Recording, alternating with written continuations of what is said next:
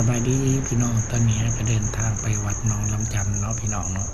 เป็นวัดที่เก่าแก่เป็นสถานที่ท่องเที่ยวอีกแห่งหนึ่งเนาะพี่น้องตั้งแขวงสวรรณเขตกองหัวเฮาตอนนี้ก็เดินทางมาหอดแล้วพี่น้องพาพี่น้องเรื่อยๆพาพี่น้องงานยางเขาซุ้มบริเวณวัดหนองลำจันนำกันเนาะพี่น้องเนาะ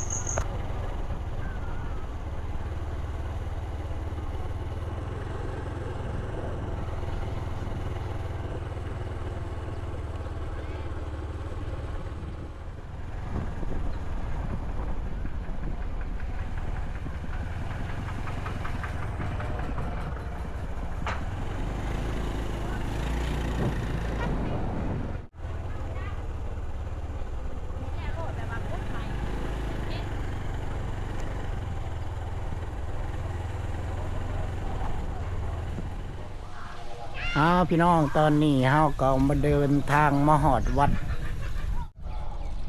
บ้านน้องลำจันเนี่ยเนาะพี่น้องวัดบ้านน้องลำจันเดี๋ยวสิพาพี่น้องเข้าไปชมภายในวัดน้องลำจันน้ำกันเนาะพี่น้องเนาะตอนนี้เพิ่นก็เขียนไว้เนาะกรุณาโพสเกิบก่อนเข้าวัดเนาะนี่เขียนไว้ครับเพิ่นบ่ให้ใส่เกิบเข้าวัดเนาะ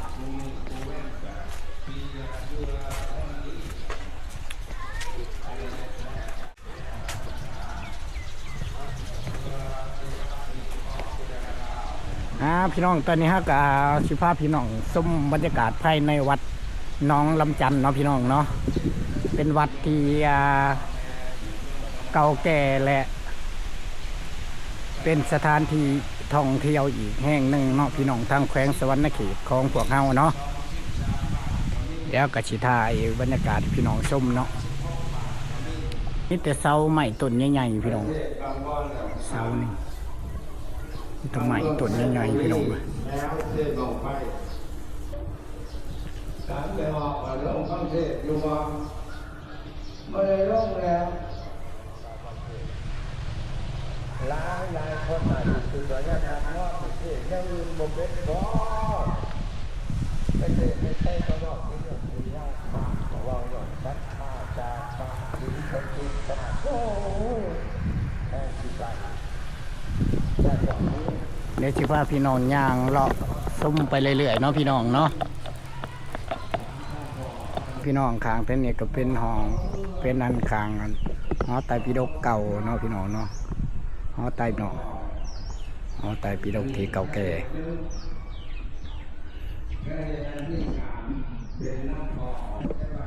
ตัวนี้ก็เป็นหอไตรปิฎกสำรองพี่น้องเนาะ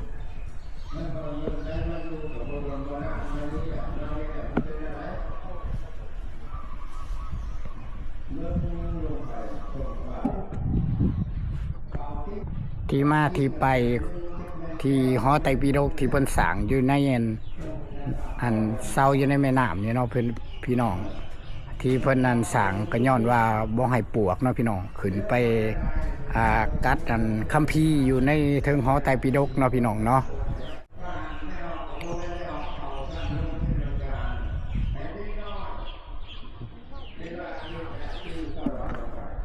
พี่น้องฮะก็สิพาพี่น้องชมไปเรื่อยๆเนาะพี่น้องเนาะตอนหน้าเนี่ยก็แม่นองค์พระใหญ่เนาะพี่น้องเนาะ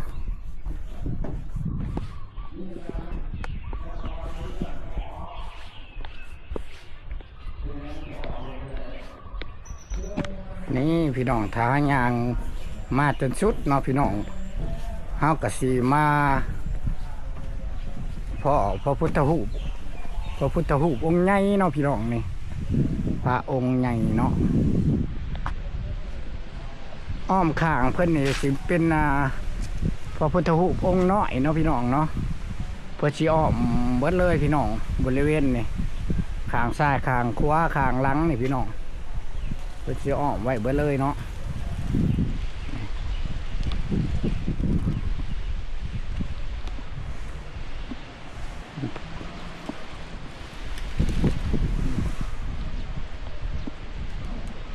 พี่น้อง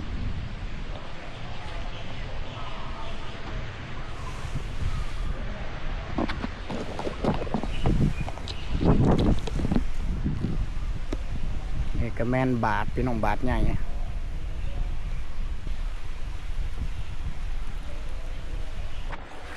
พี่น้องห้ามไปสีอวยบ้านเด้อพี่น้องตอนนี้กะมาถ่ายบอนสถานที่ท่องเที่ยวอีกแห่งหนึ่งเนาะพี่น้องทางแขวงสวรรณเขตของกวางเฮาเนาะพี่น้องหอไตรปิฎก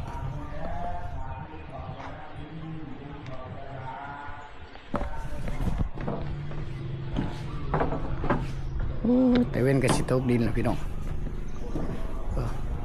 มอเลย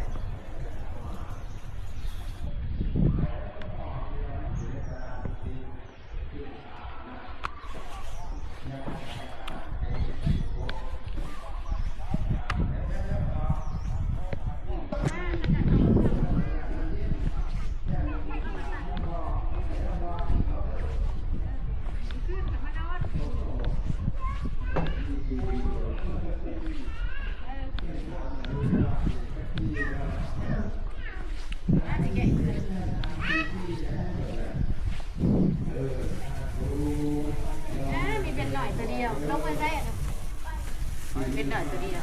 เกลือปลาบ่ เก็บปลาก่อน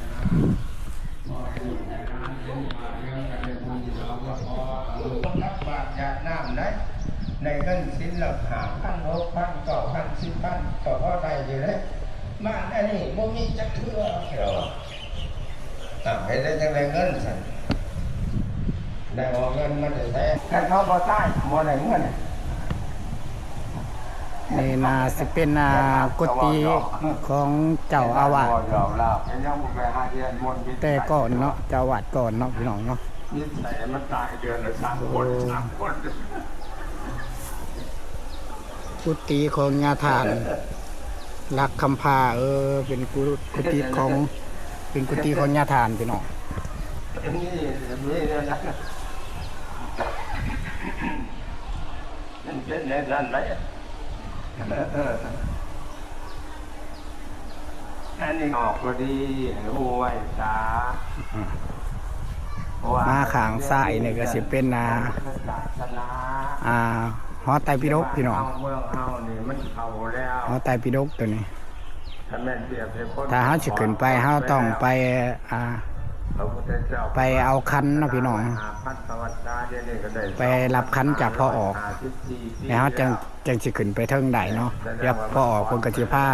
พาเฮาสูตรเนาะขึ้นไปเทิงได้เนาะ ของอายุสังขารทุกสิ่งทุกอย่างตกอยู่ในโดยลงหลาย ป้าพี่น้องนะเฮาก็สิได้เดินทางกลับได้พี่น้องบัดนี้ ความเสื่อม ไม่กาได้โอกาสมาถ่ายบรรยากาศวัดน้องลำจันให้พี่น้องซุ่ม คือว่ามา เบิดสุขุสุคนเนาะ ที่คล้องทำน้องอันเป็นแม่แต่ดึกดำบรรพ์ไอ้นี่นั่นวันศีลบ่ได้ละวันพระบ่ได้เว้นไม่เอาเผาลงฟังเทศได้กันวันศีลเนี่ยยามมื้อแรงเนี่ยไม่เอาเท้าลงฟังเทศทุกศีลยามกลางคืนมาแบบพวกไม่ออกเช้าลงฟังเทศลงไปไหว้พระแล้วก็ขอศีลรัตนาเทศเนี่ยครูเอาหนังสือมาเทศครูศีลบริขาดเดี๋ยวนี้บ่มีดีกว่าหมู่ได้เท่านี้ดอก